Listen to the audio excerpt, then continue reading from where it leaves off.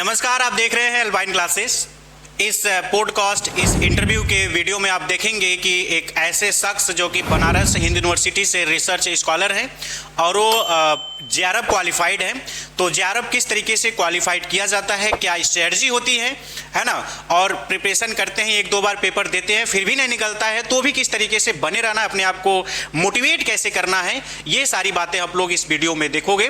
और साथ में आपको जो भी डाउट रहेगा उसको आप कमेंट सेक्शन में कमेंट करेंगे।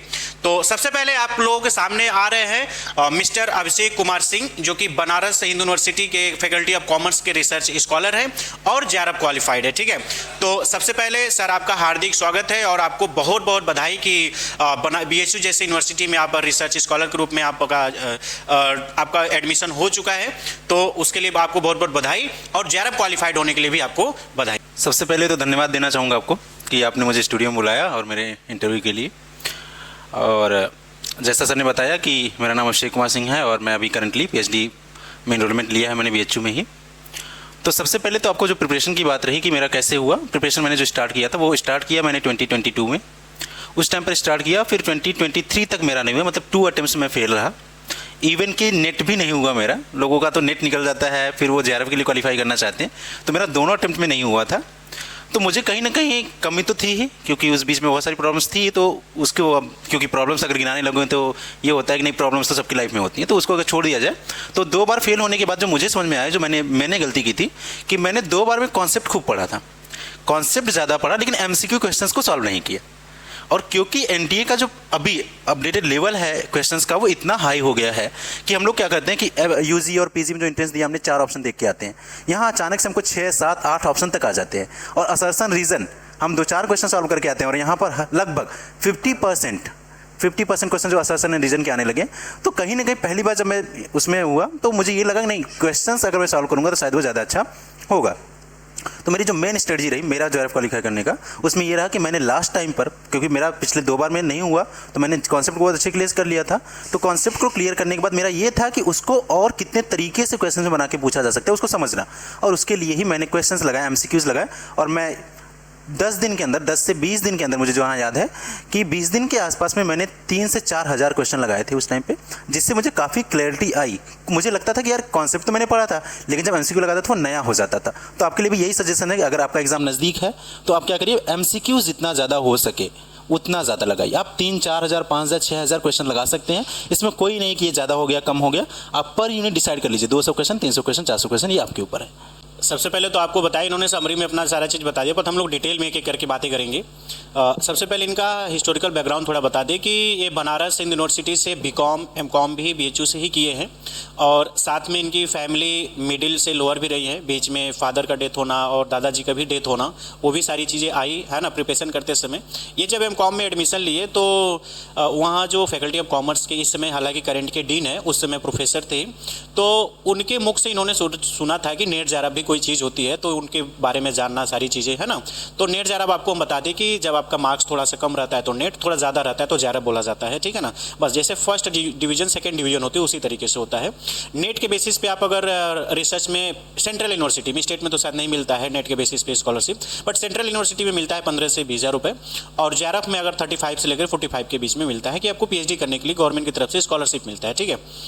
तो इनका जो फैमिली बैकग्राउंड रहा है, जो कि घर में सबसे बड़े लड़के रहे हैं, तो वो भी सारी चीज़ें प्रॉब्लम आई। तो प्रॉब्लम देखिए सबके लाइफ में आता है, ये चीज़ें हैं, बट उससे आपको घबराना नहीं है कि इस तरीके से आपको एक एक करके टैकल करते हुए जाना है ना। 2022 में एमकॉम कंप्लीट होना, उसके बाद बिना कुछ किए कि नहीं हमको नेट वगैरह के लिए ही, बस रिसर्च के लिए ही जाना है ना। साथ में इन्होंने बैकअप प्लान बीएड का भी रखा था, बट वो 2 बार पेपर देने के बाद भी, इंट्रेंस देने के बाद भी, क्वालिफाइड होने के बाद भी एडमिशन नहीं लिए है ना। पहली बार तो नहीं लिए कि हौस पौस में कि अच्छा एक बार और ट्राई करते हैं, दूसरी बार हो गया, बट जब काउंसलिंग होने वाली थी उसके पहले ही जेआरएफ का रिजल्ट आ गया तो इन्होंने उसको छोड़ दिया, ठीक है। तो ये सारी चीज़ें रहे। अब ये बताइए कि जो बच्चा नया है, जो पहली बार जेआरएफ देना चाहते हैं, ठीक है, उनके लिए आप क्या टिप्स देना चाहते हैं कि वो 20 दिन जो बचा हुआ है, साथ में जो ऑलरेडी 2-3 बार दे चुके हैं, कॉन्सेप्ट वगैरह पढ़ चुके हैं, नहीं उनका हो पा रहा है, जैसे आपका सिचुएशन था, उसमें होपलेस आते हैं, तो उनको क्या करना है? सबसे पहले तो मैं उनकी बात करूँगा जो अभी फ्रेशर्स हैं। अब क्योंकि फ्रेशर्स हैं तो उनको भी आइडिया नहीं है क्वेश्चंस के बारे में, और ना ही उनको ये आइडिया है कि किस लेवल के क्वेश्चंस रेज कर रहे हैं। और जैसे मैंने आपको बताया कि ऑप्शंस अभी तक 4 पढ़ के आ रहे होंगे आप लोग, लेकिन अब ये क्राइटेरिया आपका ये जो मिथ है ये टूट जाएगा इस एग्जाम में कि 4 ऑप्शन नहीं होते हैं, ऑप्शन तो वहाँ पे 6, 7, 8 आने वाले हैं। तो पहला तो ये कि आपको इतने ऑप्शंस मिलेंगे, उसके लिए क्या करना है, आपको तैयार रहना है, माइंड से सोच के जाना है कि आप जो कुछ भी पढ़ के जाने वाले हो डायरेक्ट वहाँ से तो क्वेश्चन नहीं आने वाला। जो भी क्वेश्चंस होंगे वो इनडायरेक्ट होंगे, ऑप्शंस ज़्यादा होंगे, तो कहीं वहाँ पे जाके आपका माइंडसेट ये ना हो जाए नहीं मैंने तो ये किया था, ये होकर गया। और दूसरी बात ये इनके लिए, नए वालों के लिए, कि आप अगर प्रिपरेशन कर लियो, कॉन्सेप्ट एक बार भी आपने पढ़ा है, अगर नहीं भी पढ़ा है तो कोई दिक्कत की बात नहीं, आपने अगर पढ़ा है तो उसके भी MCQ लगा के जाइए, और कम से कम हर यूनिट वाइज 200-300 MCQ लगा के जाइए। और अगर आपने पढ़ लिया है, एक बार अच्छे से पढ़ लिया है, तो फिर वही सेम चीज़ आप MCQ लगाइए। MCQ बहुत ज़्यादा इंपॉर्टेंट है, PYQs लगाइए, एंड जो एंटीसिपेटेड MCQs हो सकते हैं जो यूट्यूब पे अवेलेबल हैं और बहुत सारे लोग भी करा रहे हैं, आपके चैनल पे भी अवेलेबल है, उनको भी करके जाइए आप, तो वो ज़्यादा हेल्पफुल करेगा। दूसरा, जिनका 2-3 बार हो चुका है, तो सबसे पहले तो उनके लिए ये आता है कि मैं इतना मेहनत कर रहा हूँ, मेरा क्यों नहीं हो रहा है। तो मुझे जहाँ तक लगता है कि अगर आपने किया है, आपका लेट से हो रहा है लेकिन होगा ज़रूर, ठीक है। तो उनके लिए ये है कि आप लगे रहें। आपको सिर्फ क्या करना है, अब जब भी आप MCQ लगाइए अपने नोट्स के साथ में बैठिए, जैसे MCQ मिले उस टॉपिक को देखिए, टॉपिक कहाँ पर है और उस टॉपिक में से और क्या MCQ बन सकते हैं वो अपने माइंड से आप क्रिएट कर सकते हैं। अगर ऐसा करते हैं तो मुझे लगता है वो टॉपिक ज़्यादा क्लियर हो जाएगा। तो ये चीज़ इनको करना चाहिए सेकेंड वालों के लिए। और सबसे बात, आप कितना भी पढ़ के जाइए, एग्ज़ाम में आपका माइंडसेट कैसा है, उस एग्ज़ाम के हॉल में 3 घंटे आप कैसा परफॉर्म करते हैं वो मायने रखता है आपके लिए।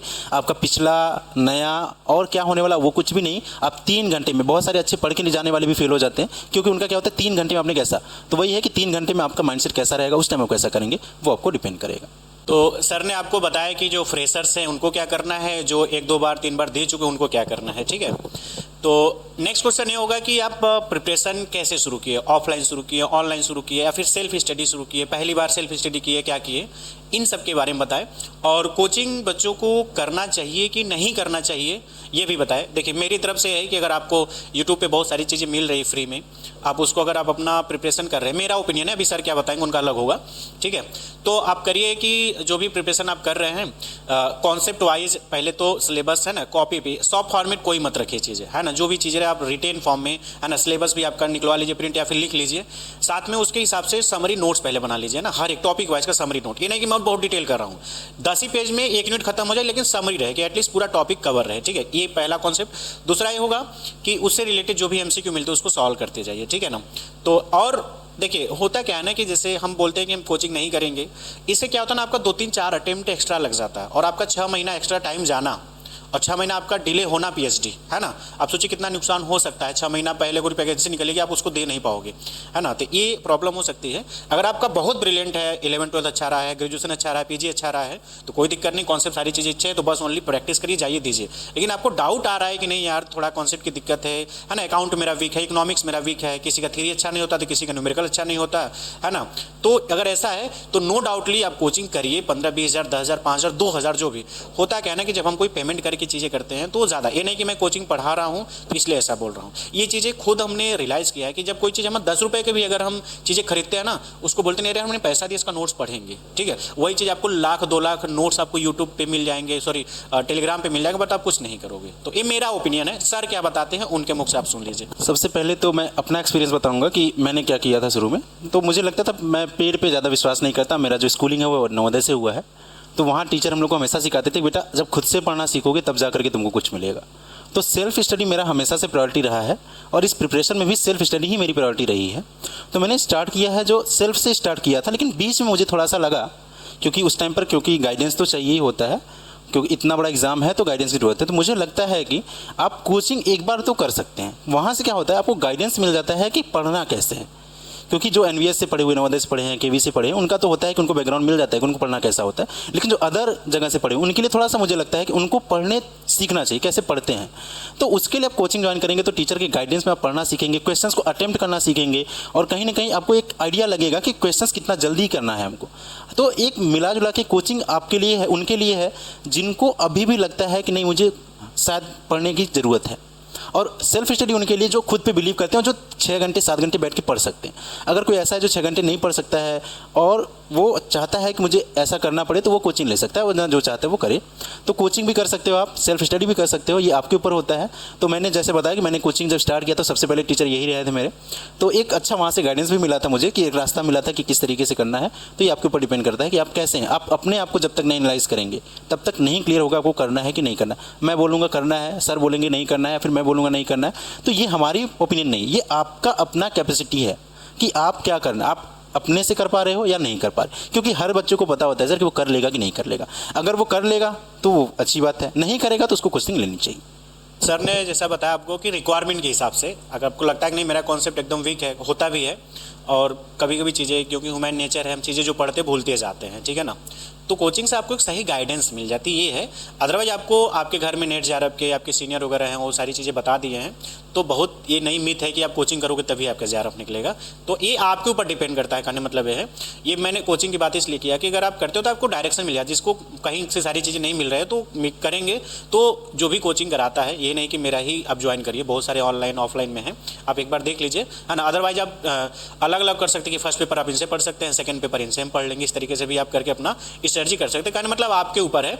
सेल्फ भी प्रिपरेशन देखिए, अल्टीमेटली आप कोचिंग भी करेंगे तो आपको बाद में सेल्फ प्रिपरेशन ही अच्छे से करना है, बट कोचिंग करके करोगे तो आपको टाइम मैनेजमेंट, क्वेश्चन को कम समय में करना, ये सारी चीज़ें आपको सिखा दी जाती है ना, ये सारी चीज़ें है। अदरवाइज आपको कहीं से और गाइडेंस मिल रहा है ऐसे फ्री में तो लेके कर पाते हो तो कोई इशू नहीं है, ठीक है।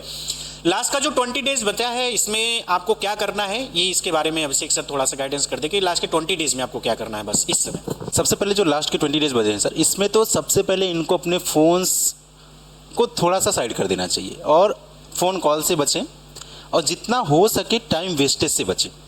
मतलब आप पढ़े 6 घंटे 5 घंटे पढ़ें 4 घंटे पढ़ें, लेकिन वो ऐसा पढ़ें कि वो फ्रूटफुल हो। ऐसा ना हो कि बहुत ज़्यादा पढ़ रहे हैं फिर भी नहीं समझ में आ रहा है। तो मोबाइल मैंने इस वजह से बोला क्योंकि वहाँ पर आपको पता है कि रील्स का ज़माना है, 10 मिनट देखने के चक्कर में 1 घंटे पहुँच जाते हैं, तो उससे थोड़ा बच जाएंगे। पहला टिप्स तो ये, आपको इससे बचना है। दूसरा, अगले 20 दिन में ऐसा भी होगा कि 5 दिन के बाद लगे यार मैंने तो बहुत पढ़ लिया, तो मैं कुछ 1-2 दिन आराम कर लेता हूँ। ऐसा नहीं करना, आपको कॉन्टीन्यूसली लगे रहना अगले 20 दिन तक। और मैं जो सजेस्ट करूँगा कि अगले 20 दिन में आप एटलीस्ट हर यूनिट को 2 बार करके जाइए।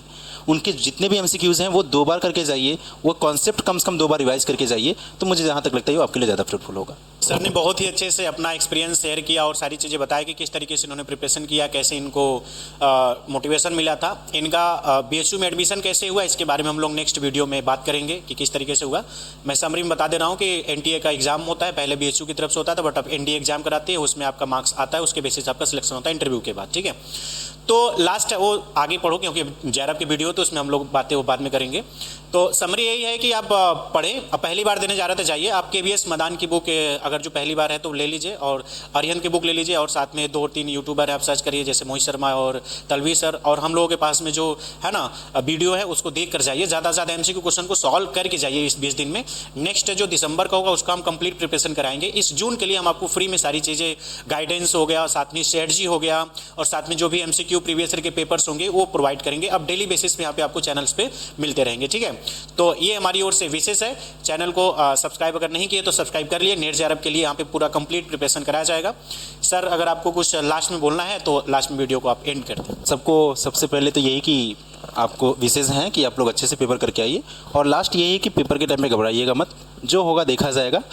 और होता ना एक कहावत है कि मैच शुरू होने से पहले आप जितनी प्रिपरेशन कर सकते हैं करिए, और जब मैच खेलिए तो ऐसा खेलिए कि वो प्रिपरेशन आपने बहुत दिनों से कर रखी है। तो मैच के पहले सारी प्रिपरेशन कर लीजिए, मतलब एग्जाम के पहले आपको जो करना है, जहाँ हाथ पर मारना है, एमसीक्यू लगाना है, कॉन्सेप्ट पढ़ने, सब पढ़ के जाइए। एग्जाम के टाइम जब बैठिएगा तो कहीं ये मत सोचिएगा दिमाग में कि मैंने ये तो पढ़ा ही नहीं, शायद ये पढ़ लेता तो ये क्वेश्चन आया होगा। उस टाइम बस इतना सोच के रिलैक्स होकर जाइए कि मैंने सब पढ़ा है और जो आएगा मैं उसे अच्छे से करूँगा। बस एक माइंडसेट अगर वहाँ पे आपने बना लिया, क्योंकि वो 3 घंटे ही आपको डिसाइड करने हैं, और वो 3 घंटे में अगर आपने बहुत कॉन्फिडेंस के साथ में, बहुत ही पेशेंस के साथ में अगर दिया तो मुझे पूरी उम्मीद है कि इनका हो जाएगा। चलिए सर, बहुत बहुत धन्यवाद सर आपका स्टूडियो में आने के लिए और इतनी बेहतरीन गाइडेंस के लिए बच्चों के लिए। तो होप्स हो कि आपको वीडियो अच्छा लगा होगा। इसी टाइप का सीरीज हम लाते रहेंगे, साथ में एमसीक्यू और नेट जेआरएफ के प्रिपरेशन का जो भी चीज़ें चाहिए यहाँ पे आपको मिलता रहेगा। Best of luck, thank you so much.